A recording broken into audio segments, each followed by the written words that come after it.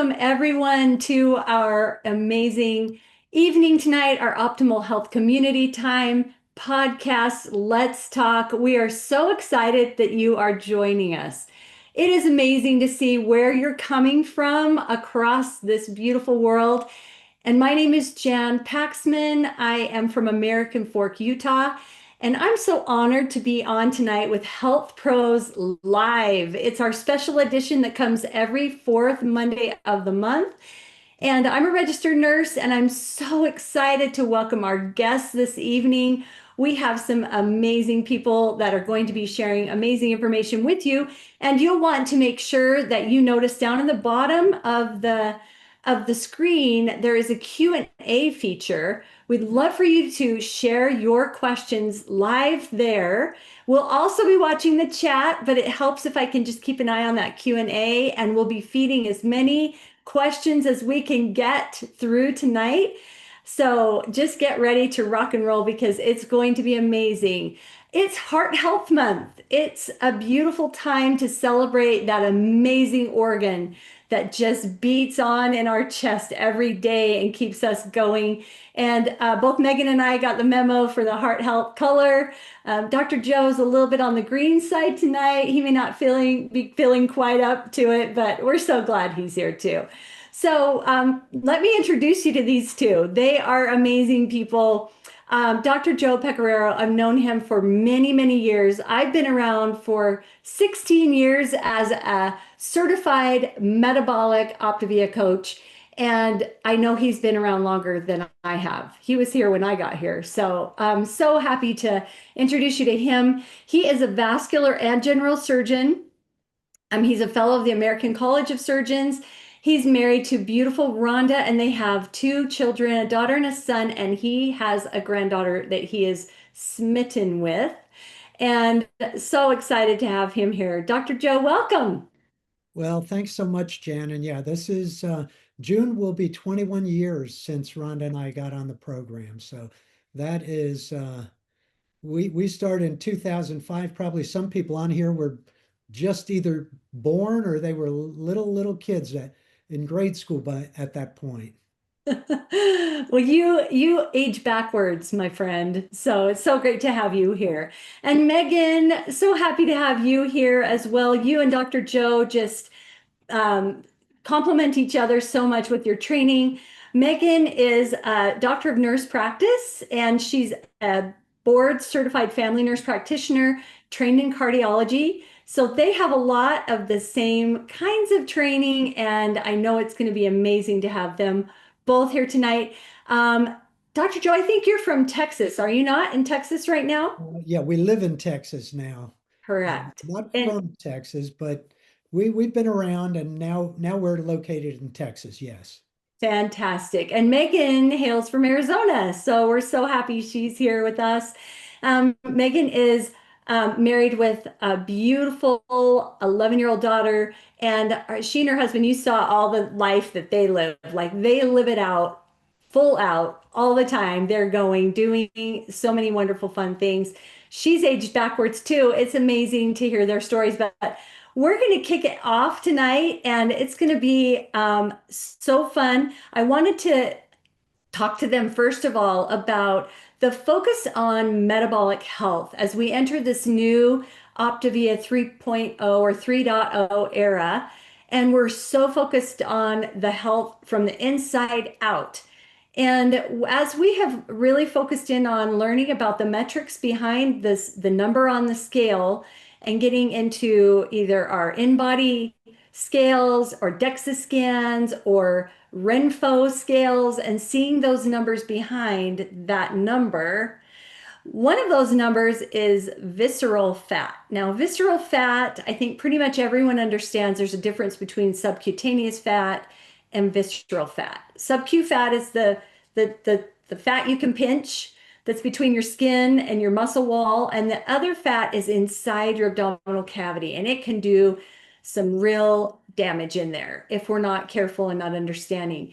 So it can impact the heart. And I'd love to throw it over, first of all, to these two to talk about. Let's start with Dr. Joe.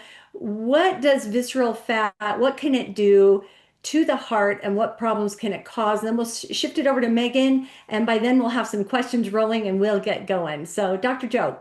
Yeah, I think if we think about the visceral fat, Jan, a lot of people kind of think of it as just the big belly. Um, but I can tell you when you're operating on a person, there's, as you say, there's the subcutaneous fat, there's the visceral fat, which is on the inside. And visceral fat, which includes not just the fat around the organs, but something which is called the omentum. And the omentum is kind of like the policeman of the abdomen. It goes wherever there's inflammation, it goes there. But we've always considered it as just sort of there to protect the internal organs, when in fact it itself acts as a hormonal metabolic organ. Mm. And so what it does is it helps regulate so many of these things. And the heart itself, I mean, people don't realize that even the heart can get fat around it. I mean, when you operate on someone, it's not just the fat from the skin down to the muscle. When you open up an abdomen or you open up a chest, the more fat there is, the more complicated it is mechanically to do surgery, not just from a metabolic standpoint, but from a metabolic standpoint, it's just one of those things that really it's it doesn't it's not prejudice against anyone. In other words, it's just doing its job. And it does its job in response to what we put into our bodies, and to how our bodies respond depends upon the level of health they're in. So Mm. as we move away from the visceral fat, what we start doing is we start more or less leveling out a muddy pond, so to speak, where it gets to a level of clarity that is completely different and much easier to handle every physiologic function that we have. Mm. So good. Yep. Okay, Megan, take it away from that.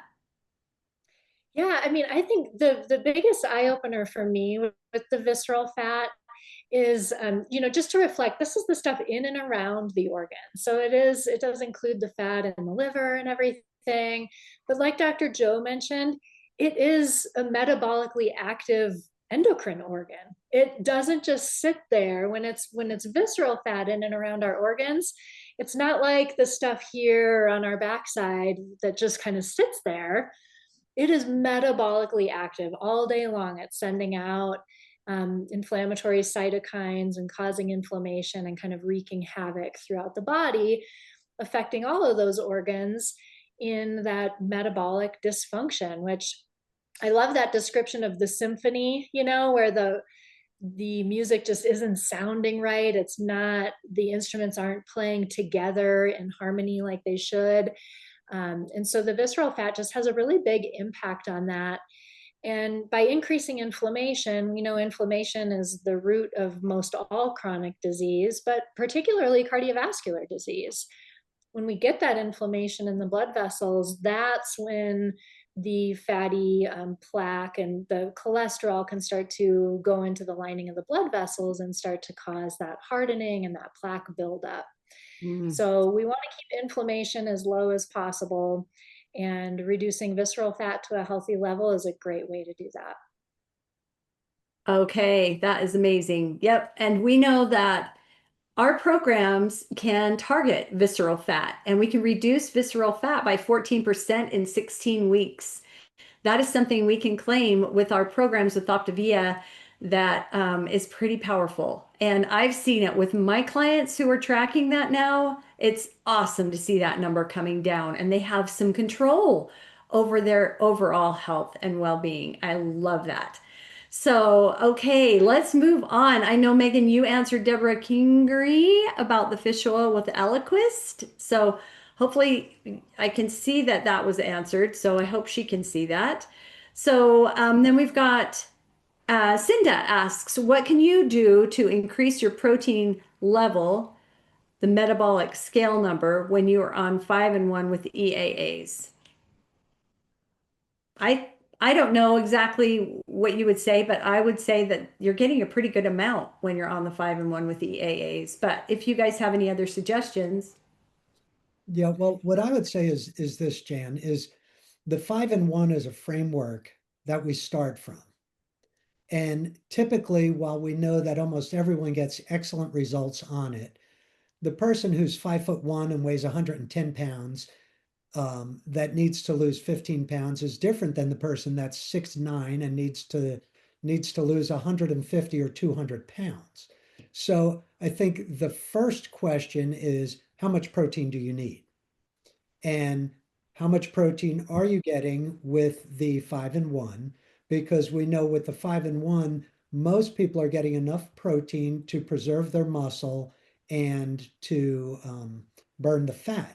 Now, if you're asking about increasing your protein levels so that you can grow muscle mass, then you may need some additional protein. And we have the whey protein. There are other ways of getting it, but really check with your health coach on that because they know you better than we do, Cinda. yeah, Yeah. And I think Cinda might have also been talking about on some metabolic scales, there is this vague area that's just titled protein, like body protein in weight. And I'm not sure how that would differ from skeletal muscle mass on a scale like that, on a metabolic scale, but that would be my thought. Cinda would be increasing skeletal muscle mass, and I would think that the protein would go up that way. Well, and it probably also includes cardiac and visceral muscle in there. Yeah, But now also right. bear in mind, Cinda, that when a person loses fat, the percentage number of their protein will go up. Because if you weigh, for instance, 200 pounds, and it shows that your protein, your fat percentage is say 50%, you've got 100 pounds of fat, and then you've got a certain amount of muscle. If you lose 50 pounds of fat, now you're a smaller person. So if you maintain that same amount of muscle, the percentage of muscle is going to be much higher. So don't get too worked up over the number until you get to your goal. And then you can start going from what we call reset, renew to refine. And these are all different issues that you can work with your coach because sometimes it will take a little bit of refinement from the 5-in-1 depending upon the individual. right, right. So good. Cinda also asks, what can we do to kick back that metabolic age? And what I know about that is it takes weight. If you get into your weight resistance and you work on building muscle, that's really going to help to reverse that metabolic age. You can lose a lot of fat, but until you start toning and building muscle, that metabolic age isn't going to reverse as easily. Is that what you guys would agree with? Yeah, and I would also say don't get so worked up on that number because that number is kind of randomly something that they've chosen based upon estimates. So remember, you're a person, you're not all those numbers mean something, but each number doesn't necessarily mean everything. Mm-hmm. Great. Okay.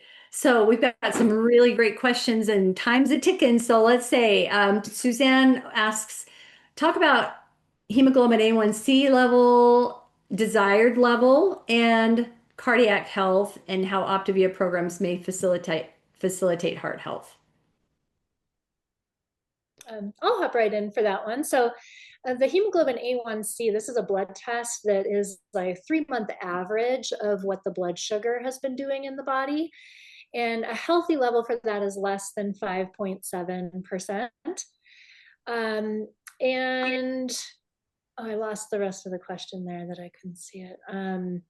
But the hemoglobin A1C is really important when it comes to heart health because this is the measure of when it's elevated, then we get into this pre-diabetes state or type 2 diabetes. So it's a measure of insulin resistance and how well our body can process sugar and other carbohydrates. One important thing to know is that having type 2 diabetes is actually risk equivalent to already having heart disease. So from a medical management standpoint, the recommendations for someone with type 2 diabetes are the same as somebody with established heart disease. So if that tells you just how important it is to keep that blood sugar balanced, the Optavia programs and plans do such a phenomenal job with that. That's the main reason that I started coaching about 6 years ago. I didn't realize how much at that point the program was going to help me in my own health. But I couldn't find anything to help my patients get their blood sugar and their hemoglobin A1C improved or lose weight until I did find Optavia and the 5-in-1 plan with the Habits of Health.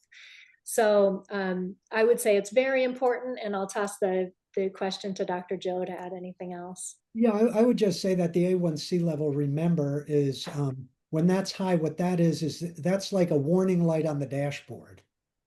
In and of itself, A1C is just a number, but what it's doing is it's alerting us to the fact that the blood sugar is getting to a point where it can be dangerous. And diabetes, a lot of people don't realize diabetes affects every organ in the body.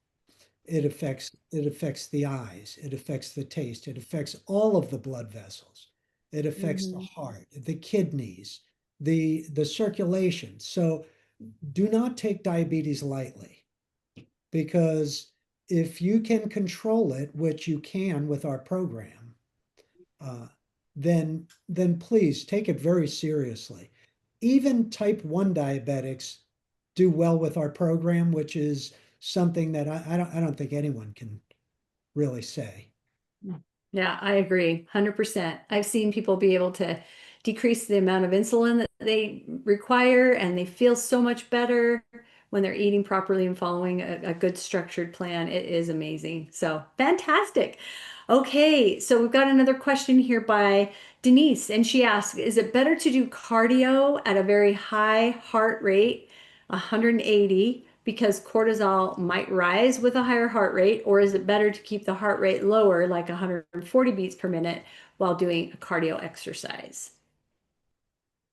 You want to start that one, Megan? Sure. Yeah, I think it's great to vary the exercise that you're doing, to go to a point where you're working so hard that you can still talk, but it's difficult to hold a full conversation. That's a good level to look for with cardio, regardless of where your heart rate is with that, because we all have a different heart rate response to exercise. But I think within one workout regimen, to even go to have some higher intensity intervals and then back it down a little bit for a little bit more of a moving recovery can be a great technique with cardio in general. Great. Awesome. Anything else, Dr. Joe? Are we good to go? Let's move on to the next one, I think. Okay. All right. Here's one for you, Dr. Joe. When are heart palpitations harmless, and when should we pay attention? Jennifer says she has them periodically when they just feel like a little skip or something, and I do too, actually. And and she says she's asked her doctor, and they said, oh, it was just fine, but she still wonders. Okay, so a palpitation, which is when you feel your heart kind of pitter pat, can be so many different things. So, if you get on the treadmill and you get your heart rate up to 180, you might feel palpitations. Well, that's okay. If you drink too much coffee and you haven't had sleep, you might have palpitations. By the same token, there are a lot of conditions that will cause a person to have palpitations, specific electrocardiac conditions. So for instance, sometimes people might feel that they skip a beat because they have a premature ventricular contraction. May mean nothing, may mean something. So to really say when is a palpitation dangerous and when is it okay, it really depends on your cardiac workup. For instance, a lot of women have mitral valve prolapse, where they might occasionally feel palpitations, and it might mean nothing. But it is real important. don't mess with the heart. Get it checked out because you don't know if it's if that's the warning sign for something or if it's just like what Jan was saying, the occasional extra beat, the occasional missed beat. Um, I would say don't make assumptions based on what we say because we haven't looked at all your echocardiogram, your EKG. You might need a Holter monitor. Who knows? Depends on your age, your family history, so many different things. Mhm. Awesome. Yeah, and in general, I would say, if they're starting to happen more frequently or they're lasting longer or you're having long runs of these episodes, certainly don't wait to get them checked out. If it's just a little blip every now and again, focus on hydration, reducing caffeine and stress, and getting good sleep. But I agree with Dr. Joe. Definitely go get it checked out. It's easy enough these days to get that looked at. Awesome. Thanks, guys. Okay, so some really quick ones. I think this might have been answered. Joe asks about the roles of various forms of exercise in the heart, HIIT, exercise, lifting, endurance, cardio. You spoke to it a little bit with the heart rate question, but just having a variety of different things is great for the heart. Is there anything else we'd like to add there? Yeah, that's what I was going to say too, Jan, when we were talking about it before, is balance. Get some balance. In other words, don't do all aerobic cardio stuff and ignore resistance exercises.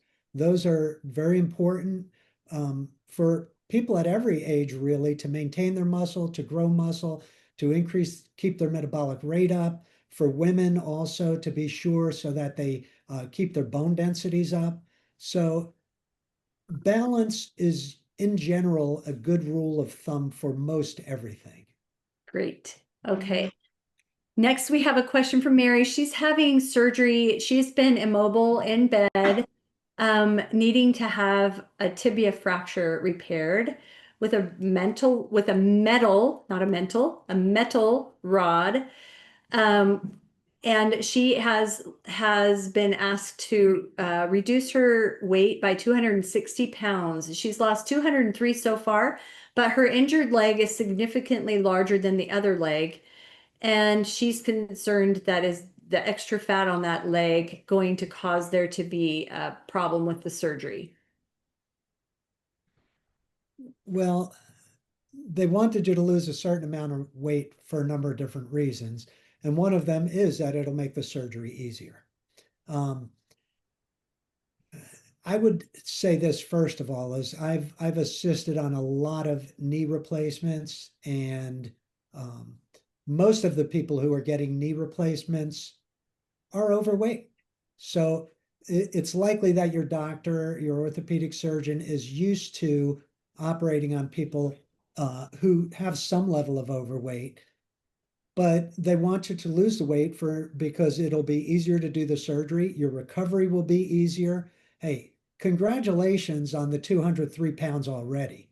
And the reason why the leg with the fracture is a little bit bigger than the other might even be more than just fat. It might be that the lymphatic return, the other part of the circulation, not the arteries or the veins, that it's just not draining well because of the fracture. But some of these things will be corrected once you have the surgery. It's likely. And also be sure to talk with your coach because depending on the type of surgery you're having, you don't want to be on the 5-in-1 throughout that pre-operative, operative, and post-operative time frame. Right. She'll require more support for that recovery. So that's great. Thank you, Dr. Joe.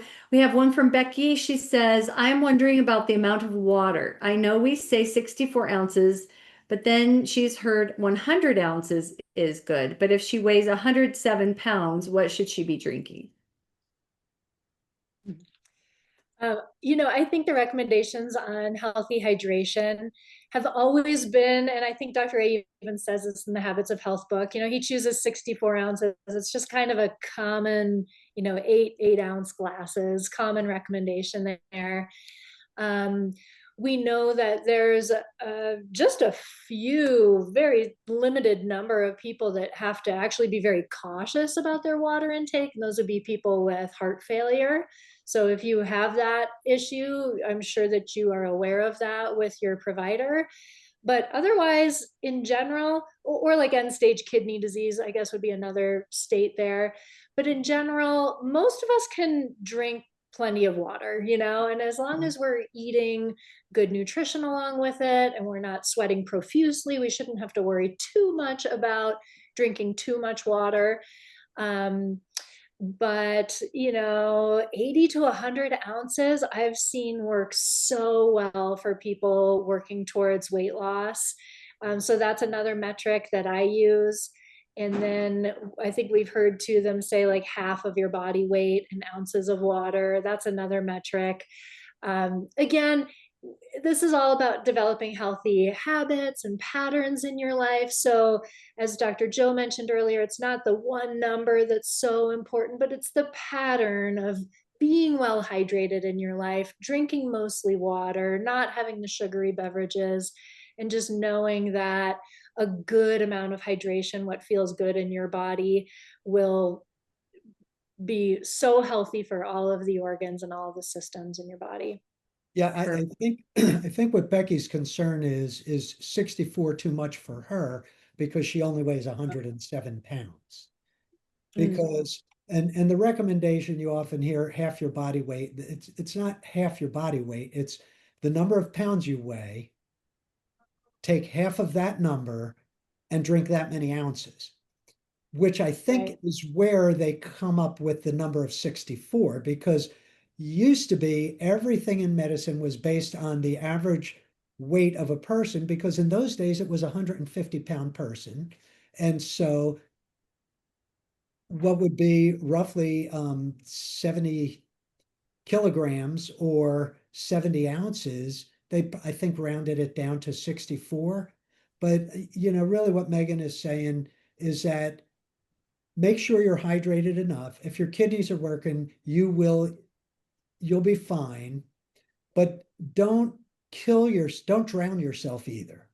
If you feel like, gee, somebody's telling me to drink 80 or 100 ounces and I weigh only 107 pounds, find that balance for your body. I mean, if you're drinking 100 ounces of water and you weigh 107 pounds, you don't need to get additional exercise probably because you're going to the bathroom all the time. So Right.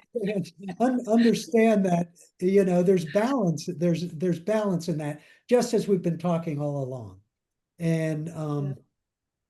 and use common sense, because most people, especially if you're on this program, you've probably gotten in tune to your body a little bit more, and you'll know. Just understand, though, that when you're thirsty, that means that you're probably more dehydrated than you need to be. Awesome. Okay, gosh, we're down to 1 minute. There are a few questions left. I'm so sad we aren't going to be able to answer those, but come next time, we'll try to remember them and get them answered for you next month. But you guys, thank you so much for the fantastic questions, and for Dr. Joe and Megan, thank you so much for the fantastic answers. And just as we wrap up tonight, I just want to draw attention for any who are up in the Tigard area in Oregon. There is going to be a metabolic reset event. So if you're in the area in general, come. It's on March 7th. It is going to be an amazing display of leaders sharing amazing outcomes that happen when people focus in on metabolic health and wellness, and the community will be there. It will be a wonderful day. So if you can join, please do. You can take a screenshot, hover over that QR code right there, and get registered. The registration excited. link is in the chat as well. Oh, thank you to the man behind the curtain. Thank you, Chris. Awesome. All right. And then please, if you haven't already, go ahead and go into your podcast and subscribe to our Let's Talk podcast in podcast and on YouTube. We're so excited. We have both platforms going. We want you to never miss an episode of what we have with Let's Talk. It is so wonderful to join together and go over these things that help us create lifelong transformation. So next week, we have heard you. Many of you have shared with us that you feel a little trepidatious when it comes to what happens after the reset. What happens when I reach my goals? How am I going to sustain this for a lifetime? So we're now going to provide for you the first Monday of every month. We're going to talk about life beyond the reset and give you real ideas, real structure to how to live this way for the rest of our lives. And so please join us next week. It'll be amazing for Let's Talk. And again, thank you all for joining us tonight. Have a wonderful rest of your evening, and we'll see you next time on Let's Talk. Good night.